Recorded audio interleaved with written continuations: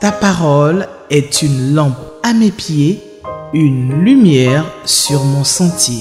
Psaume 119, verset 105. La méditation.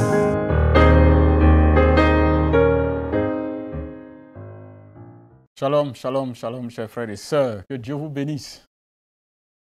Je suis très heureux d'être là et c'est une joie partagée par toute l'équipe de la Ligue pour l'étude de la Bible qui anime chaque jour cette émission, ce temps de méditation de la parole de Dieu. C'est donc la Ligue pour l'étude de la Bible qui nous offre cette merveilleuse occasion de méditer, de nous asseoir et de réfléchir sur le texte biblique.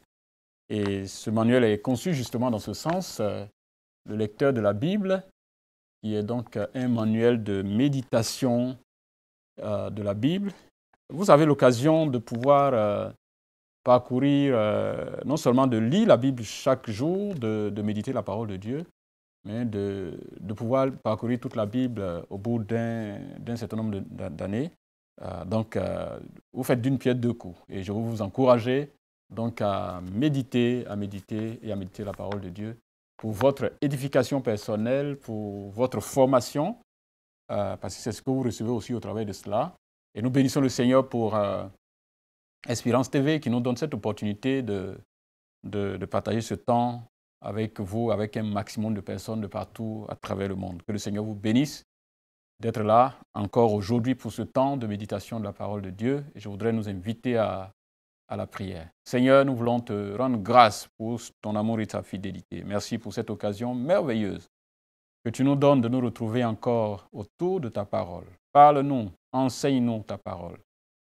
Qu'elle soit gravée dans nos cœurs, qu'elle façonne nos vies, qu'elle forge nos caractères. Gloire, honneur et louange à toi, Père. Au nom de Jésus, nous t'avons prié. Amen. Merci, merci. Et nous allons faire la lecture de notre texte du jour. C'est l'Évangile selon Matthieu, Matthieu chapitre 1, les 17 premiers versets.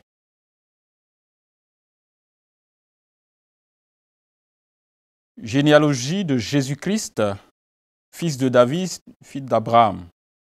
Abraham engendra Isaac, Isaac engendra Jacob, Jacob engendra Judas et ses frères. Judas engendra de Tamar Pharès et Zara. Pharès engendra Esrom, Esrom engendra Aram, Aram engendra Aminadab, Aminadab engendra Naasson, Naasson engendra Salmon, Salmon engendra Boaz de Rahab, Boaz engendra Obed de Ruth, Obed engendra Isaïe, Isaïe engendra David. Le roi David engendra Salomon de la femme d'Uri. Salomon engendra Roboam, Roboam engendra Abia, Abia engendra Asa, Asa engendra Josaphat, Josaphat engendra Joram, Joram engendra Ozias, Ozias engendra Joatam, Joatam engendra Akaz, Akaz engendra Ézéchias, Ézéchias engendra Manassé, Manassé engendra Amon, Amon engendra Josias, Josias engendra Jéconias et ses frères au temps de la déportation à Babylone. Après la déportation à Babylone, Jéconias engendra Salatiel, Salatiel engendra Zorobabel, Zorobabel engendra Abiud, Abiud engendra Eliakim, Eliakim engendra Azor, Azor engendra Sadok, Sadok engendra Hakim, Hakim engendra Eliud, Eliud engendra Éliazar, Éliazar engendra Matan, Matan engendra Jacob. Jacob engendra Joseph, l'époux de Marie de laquelle est né Jésus, qui est appelé Christ. Il y a donc en tout 14 générations depuis Abraham jusqu'à David, 14 générations depuis David jusqu'à la déportation à Babylone et 14 générations depuis la déportation à Babylone jusqu'au Christ. Amen. Que le nom du Seigneur soit béni pour ce temps de lecture et d'écoute de la parole du Seigneur. Chers frères et sœurs, de quoi parle ce texte? Je pense que ça, c'est quelque chose de très important. De quoi parle ce texte? Avec tous ces noms alignés, ce texte parle de la grande fidélité de Dieu. La grande fidélité de Dieu. Et comme d'ailleurs toutes les généalogies de la Bible, la première fois que nous lisons ces noms-là, c'est vraiment très difficile. On n'est pas habitué, donc on ne lit pas toujours les généalogies, on ne les lit pratiquement pas. Parce que vraiment, c'est des noms auxquels on n'est pas habitué dans nos lectures. C'est pour nous qui sommes dans le contexte de nos pays, la plupart de nos pays qui ne sont pas habitués à la zone orientale, à la langue arabe, à l'hébreu, ces noms-là sont compliqués à lire. Donc, quand on voit que c'est aligné comme ça dans les textes de la Bible, quelquefois, on passe dessus simplement. Et parce qu'on a de la peine à lire. Parce qu'on trouve ça difficile à lire. La deuxième raison qui fait qu'on ne lit pas très souvent, c'est que parfois, beaucoup d'entre nous ne savent rien, parfois, de l'importance des généalogies. Ça ne fait pas partie de nos habitudes. Et puis ensuite, nous-mêmes, on ne connaît même pas nos ascendants. Si on en connaît trop, ça ne va pas loin. Parfois, on s'arrête à notre grand-père ou grand-mère quelque part là-bas. En tout cas, moi, je m'arrête à mon arrière-grand-père. Je ne connais pas ceux qui viennent avant. On m'a juste dit d'où ils sont venus, mais je m'arrête à mon arrière-grand-père. Vous pouvez imaginer toute une bonne partie, l'essentiel de mon histoire que j'ignore totalement. Donc, quand on voit ce genre de choses dans la Bible, ça ne nous dit pas, pour beaucoup d'entre nous, ça ne nous dit pas grand-chose. Mais pour ce qui est présenté dans ce test, le test nous présente vraiment la grande fidélité de notre Dieu. Notre Dieu reste fidèle malgré le temps. Notre Dieu est fidèle, il reste fidèle malgré les hommes. Et Dieu reste fidèle malgré les péripéties de la vie. C'est ces trois éléments que nous allons brièvement voir dans ce test, que le test nous présente ici. Dieu reste fidèle malgré le temps qui passe. Dieu reste fidèle malgré les hommes. Et Dieu reste fidèle malgré les péripéties de la vie. La fidélité de Dieu malgré le temps. Quand nous lisons ce texte-là, nous avons généalogie de Jésus-Christ, le verset 1, fils de David, fils d'Abraham. Donc, c'est une histoire de près de 2000 ans que le texte résume seulement en quelques mots. Seulement en quelques mots. Donc, entre Abraham et Jésus, c'est près de 2000 ans qui passent et dont le texte parle aussi brièvement. Donc, il y a environ plus de 2000 ans que Dieu a fait la promesse de la descendance d'Abraham, qui serait une bénédiction pour tout le reste de la terre. Ce n'est pas simplement la descendance biologique, mais la descendance spirituelle d'Abraham.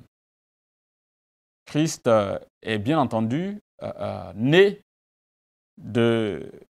d'Abraham en tant que juif, et c'est par lui que la vraie bénédiction de Dieu s'étendrait sur la terre. Dieu a aussi promis à David que, en tant que roi, un de ses fils régnera sur son trône, s'assiera sur son trône éternellement. Et cette promesse a été faite à David. Donc, ce n'était pas seulement la descendance liée directement à Salomon et autres, mais la vraie descendance de toutes les questions, c'est bien entendu Christ. Donc, Dieu a été fidèle à la promesse qu'il avait faite, malgré le temps qui est passé, le long temps qui était passé. Dieu a réalisé effectivement la promesse de la venue de celui en qui se réaliseraient toutes ses promesses, la venue du Messie. Chers frères et sœurs, il y a certaines situations dont nous attendons la réalisation et le temps qui passe parfois met à rude épreuve notre foi.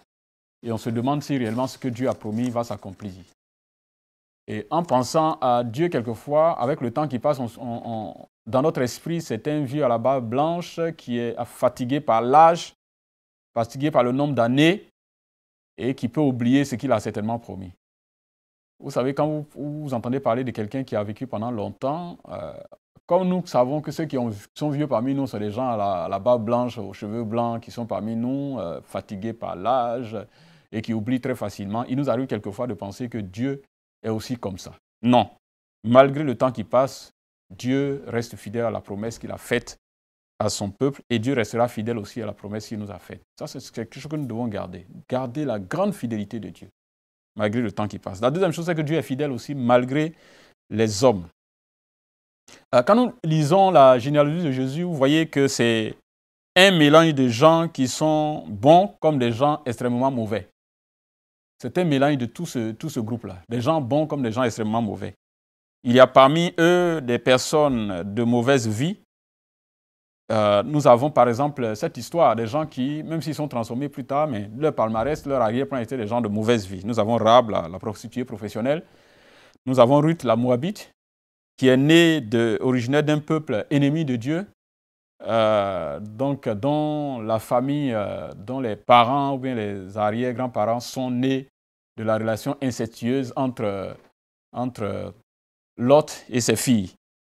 Donc Ruth est Moabite, même si elle va intégrer l'alliance plus tard. Nous avons, le texte parle de la femme d'Uri. Je pense que c'est un rappel d'une histoire sombre. Salomon étant né de la femme d'Uri, on sait que David avait tué, donc avait commis l'adultère, il avait tué le mari de cette dame, fait tuer cet homme. Et Salomon est justement l'enfant de cette dame que David a dû remarier après. Voici une histoire pareille. Nous avons Manassé qui a été un roi très terrible, idolâtre, et qui a énervé Dieu au point où Dieu a dit, bon, ok, il ne va plus changer sa décision vis-à-vis d'Israël, il va sanctionner son peuple. Donc, ce sont des gens au passé et au palmarès sombre. Ces gens-là font partie des ancêtres de Jésus. Mais cela n'a pas empêché la réalisation des promesses que Dieu avait faites au niveau concernant la venue du Messie. Dieu reste fidèle malgré les hommes. Quelquefois, il nous arrive d'être très complexés par nos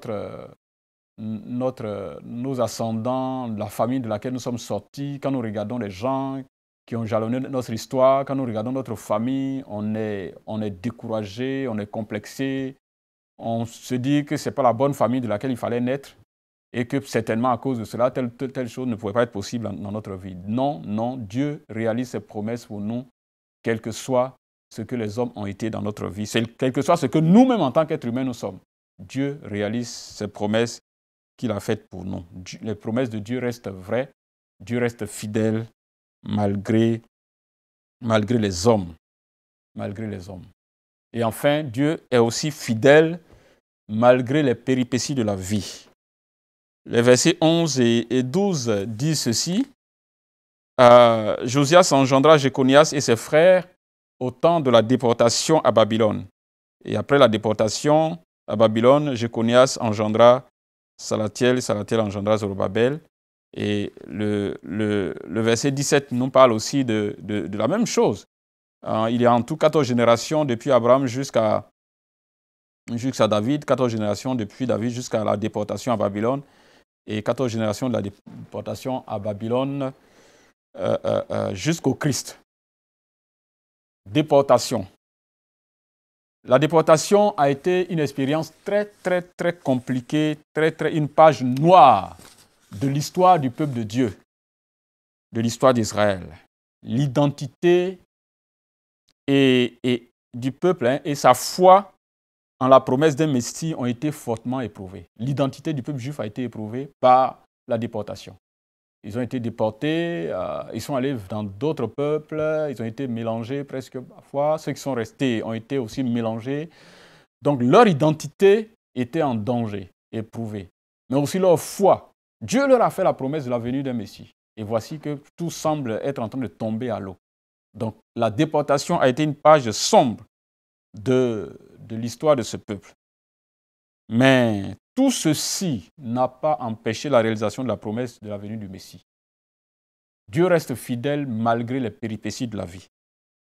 Chers frères et sœurs, notre vie personnelle ou la vie de nos familles passe parfois par des successions de situations difficiles, des échecs professionnels, des échecs scolaires, des événements douloureux et parfois humiliants que nous vivons et quelquefois nous pensons que c'est peut-être la fin de la promesse de Dieu dans notre vie, que Dieu ne fera plus ce qu'il a promis de faire quand nous voyons la série d'événements qui se passent dans nos vies personnelles comme dans la vie de nos familles.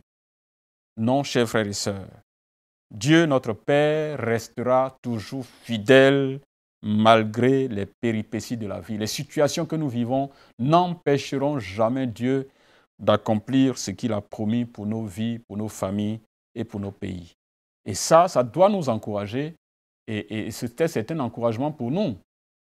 Cette grande vérité qui nous est donnée dans ce test, de la fidélité de Dieu malgré le temps qui passe, la fidélité de Dieu malgré les hommes qui jalonnent notre histoire, la fidélité de Dieu malgré les péripéties de la vie. Cette vérité doit être gravée dans nos cœurs. Dieu est fidèle, il restera toujours fidèle pour nous. Dieu restera fidèle pour nos familles. Dieu restera fidèle pour son Église. Dieu restera fidèle pour nos peuples. Et cela doit toujours fortifier nos cœurs, fortifier nos vies, nous donner davantage de joie à servir et à nous attacher à Dieu et à ses promesses. Si une promesse n'est pas réalisée, c'est qu'elle ne vient pas de Dieu. Si une promesse n'est pas réalisée, que Dieu a faite, que Dieu nous a fait une promesse, que ce n'est pas réalisé, c'est que ça ne vient pas de Dieu. Nous devons être conscients de cela. Que si Dieu nous a promis, oui, cela s'accomplira. Je voudrais que nous puissions garder cela, chers frères et sœurs. Qu'est-ce qui nous fait perdre la joie de vivre? Qu'est-ce qui nous fait douter des promesses de Dieu pour nos vies? Nous allons demander au Seigneur de nous aider à nous accrocher à sa parole, à nous accrocher aux promesses qu'il nous a faites et que rien ne nous fasse reculer, que rien ne nous fasse douter de lui. Nous allons prier, chers frères et sœurs. Seigneur notre Père et notre Dieu, tu nous as appris dans ce test que tu es fidèle. Tu as promis la venue du Messie, le descendant d'Abraham, en qui toutes les familles de la terre seraient bénies. Le descendant de David qui s'assiérait sur son trône, ce roi tout-puissant qui régnera éternellement. Tu as fait cette promesse il y avait plus de 2000 ans en arrière et tu as tenu cette promesse malgré les événements qui sont déroulés, malgré le temps qui t'est passé, malgré les hommes qui ont jalonné l'histoire du peuple Israël. Tu as accompli cette promesse. Et nous voulons te rester fidèles. Nous voulons plutôt nous attacher aux promesses que tu nous as faites, d'y croire fermement, parce que tu accompliras ce que tu as promis pour nous. Que tous ceux qui doutent, tous ceux qui souffrent, tous ceux qui sont malheureux, tous ceux qui sont perturbés par des événements quelconques et qui ont tendance peut-être à douter de ce que tu leur as promis, que tu leur donnes, Seigneur, de reprendre courage, de se relever et de croire que ce que tu as promis, tu le réaliseras. Merci, Père Céleste. Merci pour ta parole. Que la gloire de notre vie vienne au nom de Jésus. Amen. Chers frères et sœurs, que le Seigneur vous bénisse. Continuez encore de croire en la fidélité de notre Seigneur et continuez encore et encore de méditer ce test. Amen. Ta parole est une lampe à mes pieds, une lumière sur mon sentier. Psaume 119, verset 105. La méditation.